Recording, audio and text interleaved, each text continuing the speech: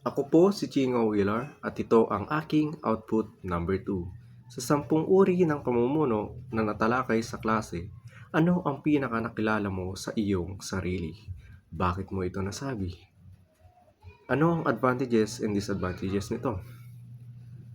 Sa 10 uri ng pamumuno na nakilala ko sa aking sarili ay laissez-faire or hands-off leadership. Bakit? Sapagkat nagbibigay ka lamang ng suporta sa iyong mga kasamahan. Like, for example, company project. Ang advantages naman nito ay magbe-benefit kayong lahat ng inyong mga kasamahan at tataas ang rate ng inyong company. And disadvantages naman nito ay maaring bumagsak ang inyong company or mabankrupt and masira ang reputasyon ng inyong company. At yun lamang ang aking output number 2. Thank you.